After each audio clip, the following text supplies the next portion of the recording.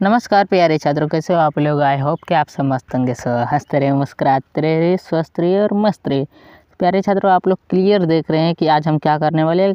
आपके class 10th का geographic chapter 6 objective question, ठीक, जो कि लास्ट सीरीज होगा, लास्ट लेक्चर होगा किसका मेरे भाई, जियोग्राफी का लास्ट चैप्टर है।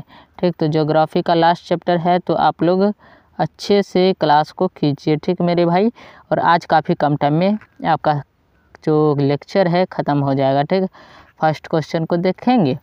पहला क्वेश्चन कह रहा है, पर्वतीय छायाकार विधि में भू आकृतियों पर किस दिशा से प्रकाश पड़ने की कल्पना की जाती है। तो पर्वतीय छायाकरण जो होता है, मतलब जो फिगर बना होता है, मानचित्र अध्ययन, ये चैप्टर मानचित्र अध्ययन है। ठीक, तो मानचित्र अध्ययन जो चैप्टर है उसमें पर्वतीय छायाकरण जो किया रहता है उसमें भू आकृतियों को किस दिशा में प्रकाश पड़ने की कल्पना की जाती है। ठीक, तो उसमें भू आकृतियों पर जो है किस दिशा में प्रकाश पड़ने की कल्पना की जाती है, पर्वतीय छायाकरण जो किया रहता है वो किस दिशा के लिए किया रहता है, तो वो किया रहता है उत्तर पश्चिम दिशा के लिए। किस दिशा के लिए मेरे भाई, उत्तर पश्चिम दिशा के लिए, जो कि आपको ऑप्शन नंबर सी में देखने को मिलेगा। ठीक, ऑप्शन नंबर सी में, तो ऑप्शन नंबर सी आपका सही आंसर हो जाएगा। ठीक, अगला क्वेश्चन देखेंगे। अगला क्वेश्चन कह रहा है, उच्च प्रदर्शन के लिए हेस्यूर विधि का विकास किसने किया था। हेस्यूर होगा यहाँ पर भाई, हेस्यूर विधि का विकास किसने किया था। तो उच्च प्रदर्शन के लिए हेस्यूर विधि का विकास लेहमान ने किया था, लेहमान हेस्यूर जी ने। ठीक, तो यहाँ पर लेहमान, ऑप्शन नंबर बी में आपका सही आंसर हो जाएगा, लेहमान। ठीक, तो ऑप्शन नंबर बी आपका यहाँ पर सही आंसर है। अगला क्वेश्चन देखेंगे। कह रहा है, तल चिन्ह की सहायता से, क्या कह रहा है मेरे भाई, तल चिन्ह की सहायता से किसी स्थान विशेष की मापी गई ऊंचाई को क्या कहा जाता है। तल चिन्ह की सहायता से किसी स्थान की ऊंचाई को मापने की जो ऊंचाई रहती है, जो मापी गई ऊंचाई रहती है, उसको स्थानिक ऊंचाई कहते हैं। क्या कहते हैं मेरे भाई, स्थानिक ऊंचाई, जो कि आपको ऑप्शन नंबर ए में देखने को मिल रहा है। तो ऑप्शन नंबर ए आपका सही आंसर है। अगला क्वेश्चन देखेंगे।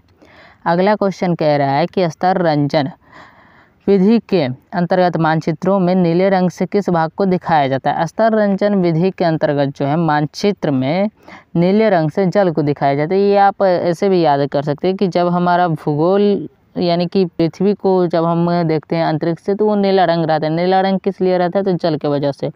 तो नीला रंग से जब भी दिखाया जाएगा तो वो किसको दिखाया जाएगा, जल को। तो ऑप्शन नंबर डी यहाँ पर सही आंसर हो जाएगा। अगला क्वेश्चन देखेंगे।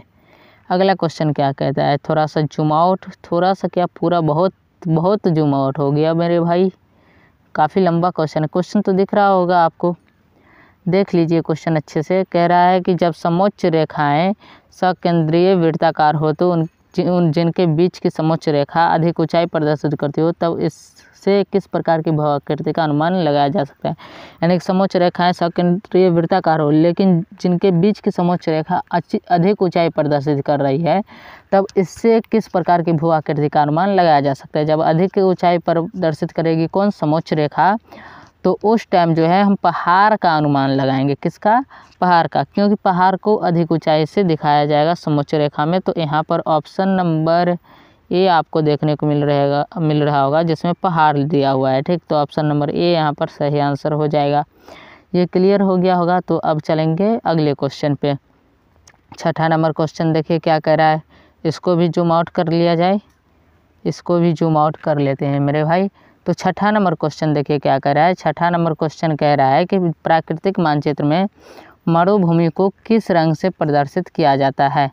प्राकृतिक मानचित्र में मरुभूमि को भाई लाल रंग से प्रदर्शित नहीं करते हैं, लेकिन पीला रंग से प्रदर्शित करते हैं। किस रंग से, पीला रंग से। तो यहाँ पर ऑप्शन नंबर बी आपका सही आंसर हो जाएगा, पीला रंग से। एक बार क्लियर देख लिया जाए मेरे भाई, तो क्लियर यहाँ पर देखने को मिल रहा होगा आपको पीला रंग। कौन सा रंग मेरे भाई, पीला रंग। तो प्राकृतिक रूप से जो मानचित्र में जो है किस रंग से मरुस्थल को दर्शाया जाता है, पीला रंग से। ऑप्शन नंबर बी यहाँ पर सही आंसर हो जाएगा। अगला क्वेश्चन को देखा जाए मेरे भाई, ये क्वेश्चन भी काफ़ी लंबा है मेरे भाई।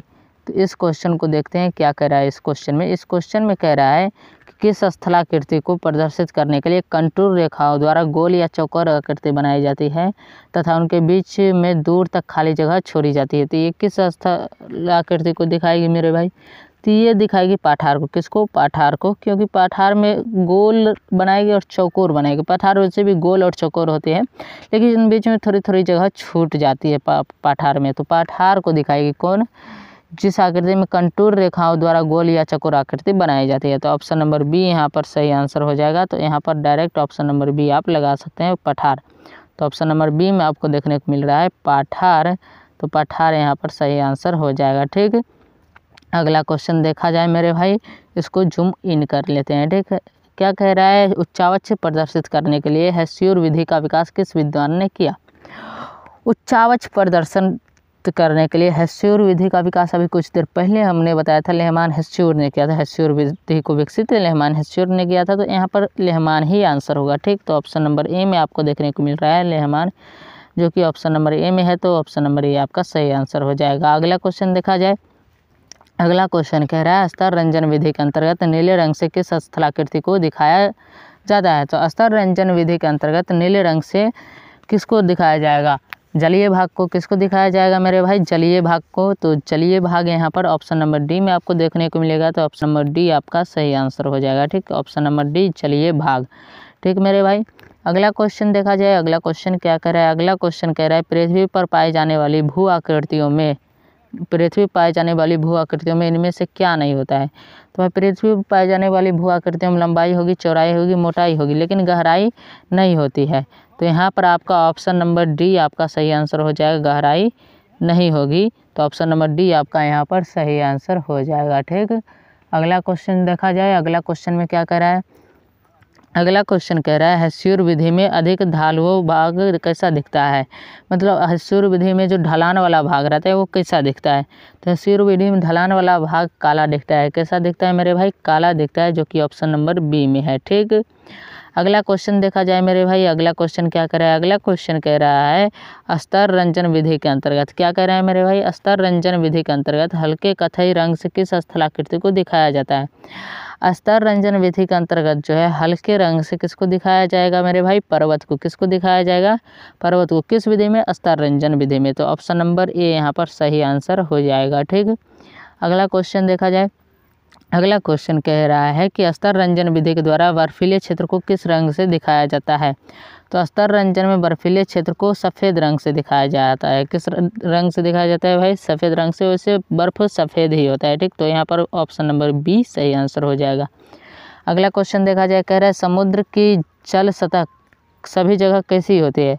समुद्र की जल सतह सभी जगह बराबर होती है। कैसी होती है, बराबर होती है सभी जगह। तो यहाँ पर ऑप्शन नंबर ए यहाँ पर आपका सही आंसर हो जाएगा। अगला क्वेश्चन क्या कह रहा है, सो देखिए, कह रहा है बीएम किसे प्रदर्शित करता है। बीएम किसे प्रदर्शित करता है भाई, बीएम तल चिन्ह को प्रदर्शित करता है। बीएम तल चिन्ह को, जो कि ऑप्शन नंबर बी में है। तो ऑप्शन नंबर बी तल चिन्ह इसका सही आंसर हो जाएगा। अगला क्वेश्चन क्या कह रहा है, समोच्च रेखा द्वारा क्या प्रस्तुत किया जाता है। समोच्च रेखा द्वारा क्या प्रस्तुत किया जाता है भाई, समोच्च रेखा द्वारा उच्चावच प्रदर्शन किया जाता है। क्या प्रदर्शित किया जाता है, उच्चावच। तो ऑप्शन नंबर बी यहाँ पर सही आंसर हो जाएगा। ठीक, उच्चावच। अगला क्वेश्चन देखिए 17 नंबर क्वेश्चन, इसमें कह रहा है इनमें उच्चावच प्रदर्शन के लिए सर्वोत्तम विधि कौन सी मानी जाएगी। तो उच्चावच प्रदर्शन के लिए सर्वोत्तम विधि मानी जाएगी कंटूर या समोच्च रेखा, कंटूर या समोच्च रेखा। तो ऑप्शन नंबर सी यहाँ पर आपका सही आंसर होगा। समोच्च में उच्चावच दर्शाया जाता है तो समोच्च होगा। अगला क्वेश्चन कह रहा है खड़ी ढाल को दिखाने के लिए समोच्च रेखा कहाँ बनाई जाती है। तो पास पास या दूर दूर या इनमें से कोई नहीं, इनमें से कोई नहीं इसका सही आंसर होगा, क्योंकि ये दो ऑप्शन तो गलत है। पास पास नहीं होगा, दूर दूर नहीं होगा, और इनमें से कोई नहीं, एक ऑप्शन है ही नहीं। तो क्या कीजिएगा भाई, तो ऑप्शन नंबर डी यहाँ पर सही आंसर हो जाएगा। ठीक, अगला क्वेश्चन क्या कह रहा है, अगला क्वेश्चन कह रहा है मेरे भाई कि ऊपर नीचे यदि समोच्च रेखाएं दूर दूर बनाई गई है तो इससे किस भू आकृति का प्रदर्शन होता है। अगर ऊपर नीचे समोच्च रेखाएं दूर दूर बनाई गई है तो इससे मंड ढाल की जो है भू आकृति जो होगी वो मंड ढाल होगी। ठीक, तो इससे मंड ढाल की पहचान की जाएगी। तो ऑप्शन नंबर बी यहाँ पर सही होगा। ऊपर नीचे अगर दूर दूर बनाई गई है, तो अगर ऊपर नीचे पास पास बनाई गई है तो वहाँ पर तीव्र ढाल की पहचान की जाएगी। तो यहाँ पर मंद ढाल, इस क्वेश्चन के अनुसार मंद ढाल यानी थोड़ी कम ढाल है, पूरा का पूरा कम ढाल कह सकते हैं इसे। ठीक है, अगला क्वेश्चन कितना हो जाएगा भाई, 20 नंबर क्वेश्चन क्या कह रहा है, कह रहा है कि पर्वतीय छायाकरण द्वारा उच्चावच प्रदर्शित करने के लिए भू आकृतियों पर किस दिशा से प्रकाश पड़ने की कल्पना की जाती है। पर्वतीय छायाकरण द्वारा उच्चावच प्रदर्शन के लिए भू आकृतियों पर उत्तर पश्चिम की दिशा से प्रकाश पड़ना कल्पना की जाती है। ये फर्स्ट क्वेश्चन भी यही था शायद, तो यहाँ पर ऑप्शन नंबर ए यहाँ पर सही आंसर हो जाएगा। ठीक, उत्तर पश्चिम। ठीक, अगला क्वेश्चन क्या कह रहे हैं, पर्वतीय देशों के उच्चावच को किस विधि द्वारा प्रभावशाली ढंग से दिखाया जाना अच्छा होता है। तो पर्वतीय देशों के उच्चावच को प्यारे साथियों पर्वतीय छायाकरण विधि द्वारा प्रभावशाली ढंग से दिखाया जाना अच्छा होता है। तो यहाँ पर पर्वतीय छायाकरण इसका सही आंसर हो जाएगा, जो कि आपको ऑप्शन नंबर सी में देखने को मिल रहा होगा। ठीक, तो ऑप्शन नंबर सी इसका सही आंसर हो जाएगा। ठीक, अगला क्वेश्चन देखा जाए तो अगला क्वेश्चन क्या कर रहा है, जब भूमि की ढाल क्या कह रहा है, जब भूमि की ढाल को छोटी छोटी और सटी हुई रेखाओं से दिखाया जाता है तब उसे क्या कहा जाता है। तो जब भूमि की ढाल को छोटी छोटी और सटी हुई रेखाओं से दिखाया जाता है तो उसे हेस्यूर कहा जाता है। क्या कहा जाता है मेरे भाई, हेस्यूर कहा जाता है, जो कि ऑप्शन नंबर सी में आपको देखने को मिल रहा है। तो ऑप्शन नंबर सी यहाँ पर सही आंसर हो जाएगा। ठीक, अगला क्वेश्चन क्या कह रहा है, आकार के समोच्च रेखाएं किस स्थलाकृति के प्रदर्शन के लिए खींची जाती है। ठीक, तो आकार की जो समोच्च रेखाएं हैं कौन से आकार की भाई, सो तो दिया हुआ नहीं है। तो यहाँ पर जो है बहुकुट आकार की समोच्च रेखाएं बहुकुट स्थलाकृति के लिए खींची जाती है। तो यहाँ पर जो है बहुकुट आंसर हो जाएगा। ठीक, तो ऑप्शन नंबर बी, हालांकि ये क्वेश्चन कोई क्लियर क्वेश्चन नहीं है, लेकिन इसमें कैसी आकार रहेगी भाई मेरे, इसमें आकार रहेगी ऊपर नीचे करके। ठीक, तो ऑप्शन नंबर बी इसका सही आंसर हो जाएगा। ठीक, अगला क्वेश्चन क्या कह रहा है, अगला क्वेश्चन कह रहा है मेरे भाई छोटी महीन क्या कह रहा है, छोटी महीन और खंडित रेखाओं की ढाल की दिशा में खींचकर उच्चावच प्रदर्शन की विधि को क्या कहा जाता है। जब छोटी होगी और महीन ढाल होगी तब उस उच्चावच की प्रदर्शन की विधि को हम हेस्यूर विधि कहेंगे। क्या कहेंगे मेरे भाई, हेस्यूर विधि कहेंगे, जो कि ऑप्शन नंबर सी में है हेस्यूर। क्या है मेरे भाई, हेस्यूर। तो हेस्यूर विधि इसे कहा जाएगा। ठीक मेरे भाई, ये क्लियर समझ में आ गया। अगला क्वेश्चन देखते हैं, अगला क्वेश्चन क्या कह रहा है। अगला क्वेश्चन कह रहा है छोटी मापनी के मानचित्रों में उच्चावच प्रदर्शन के लिए किस विधि का सहारा लेना उपयुक्त होता है। छोटी मापनी के मानचित्रों में उच्चावच प्रदर्शन के लिए जो है मेरे भाई वो पर्वतीय छायाकरण का जो है सहारा लेना बहुत ही अच्छा माना जाता है। ठीक, तो ऑप्शन नंबर डी यहाँ पर सही आंसर हो जाएगा, पर्वतीय छायाकरण। ठीक, तो ऑप्शन नंबर डी यहाँ पर सही आंसर है। ठीक, अगला क्वेश्चन चलेंगे, कह रहा है कौन विधि उच्चावच प्रदर्शन की विधि नहीं है। तो उच्चावच प्रदर्शन की विधि कौन नहीं होगी मेरे भाई, उच्चावच प्रदर्शन की विधि कौन नहीं होगी, वो विधि नहीं होगी मेरे भाई अंक विधि, क्योंकि हेस्यूर विधि में उच्चावच दर्शाया गया है, समोच्च विधि में भी दर्शाएगा और रंग विधि में भी दर्शाएगा, लेकिन अंक विधि कोई है ही नहीं। ठीक, तो यहाँ पर अंक विधि सही आंसर हो जाएगा इसका। तो ऑप्शन नंबर सी इसका सही आंसर है, कौन विधि में उच्चावच प्रदर्शन की विधि नहीं है, तो अंक विधि में। अगला क्वेश्चन देखा जाए, अगला क्वेश्चन क्या कह रहा है कि तल चिन्ह के संदर्भ में किसी स्थान की मापी गई ऊंचाई को क्या कहा जाता है। तल चिन्ह के संदर्भ में किसी स्थान की मापी गई ऊंचाई को क्या कहा जाएगा मेरे भाई, स्थानिक ऊंचाई। ये क्वेश्चन भी शुरू किए थे, तो ऑप्शन नंबर ए यहाँ पर सही आंसर है।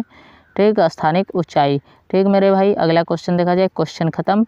तो मुझे उम्मीद है आप लोग क्लास यहाँ तक हो गया, तो आप लोग क्या कीजिए, चैनल को सब्सक्राइब करके बेल आइकन को ऑल पे दबा लीजिएगा अगर चैनल पर पहली बार हो तो मुझे उम्मीद है आप लोग ये काम कर लीजिएगा और अपने दोस्तों के साथ थोड़ा शेयर भी कर दीजिएगा, इससे यार आपके बहुत काम आए या फिर ना आए, लेकिन मेरे बहुत काम आएंगे। ठीक, तो मुझे उम्मीद है आप इसे ज़रूर फॉलो करेंगे और सब्सक्राइब ज़रूर करेंगे मेरे भाई।